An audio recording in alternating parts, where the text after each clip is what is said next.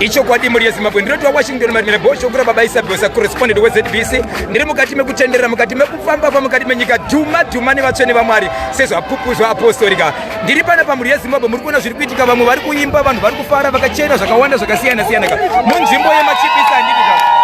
asi pane vakuru baba makadii zvenyu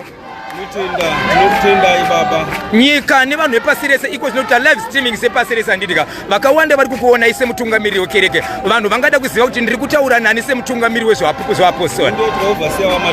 overseer wamatava mutungamiri wezvapupu zvajesu apostolic church masarudza kusiya dzimba dzenyu mune nzvimbo yamunonamatira mune kwamunogara asi makusiya mukatirega timbofamba tichidzidzisa nyika chikonzero chii kuti mufambe muchida kuudza vanhu nyika muchisiya mabasa nenzvimbo yamunogara baba isu sezvapupu zvajesu apostolic church tanyanya kunzwira nyika tsitsi chinonzi nyika vanhu chatara kuona chekuti vaduku vedu vava kudhakwa kunyange navakuru vava kudhakwa asi zvikuru sei chinangwa chedu ndechevaduku vachine upenyu hunoenda mberi iye zvino mukatarisa kuti kunyange ari kunze anogona kufanana naari kujeri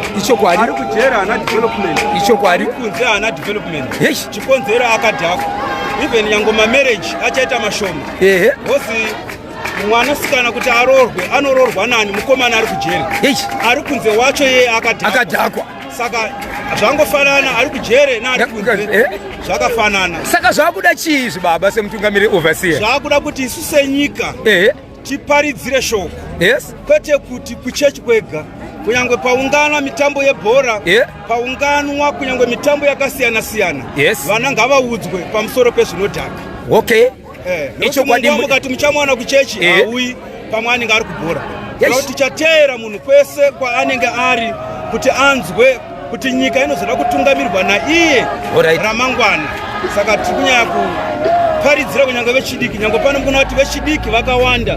kuti vechidiki vari kuteera chechi inozvakuza Jesu Apostolic Church neimwe nzira zvinodhaka izvo zviri kubatwa nevechidiki chete risingasanganisiri vechikoro zviri kubatwa kunyange nevechidiki asi vechidiki manje ari kuzviita akawanda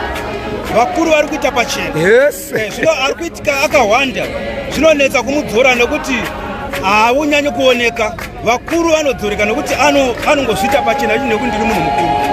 nemwe nzira muri yeZimbabwe rega ndingoti ndasangana nezvapupu zvajesu vamuri kuona vakachena vese vakapfeka hembe dzakanaka idzi handidika ndoda kuti ndimbopinda pakatika ndimboona vachirova hosana handidika nyika inoda kuona nyika inoda kufara nyika inoda kushamiswa neimwe nzira masumudziro amungaita ipapo ndapi toende pane avo irika ndimi munogona kutosumudza ipapo handidika icho kwadi muri yeZimbabwe ndiri pakati pavo handidika zvapupu zvajesu handidika muri yeZimbabwe mukuona vari pakati ava ndo zviri kuitika izvi varume vari kusuweta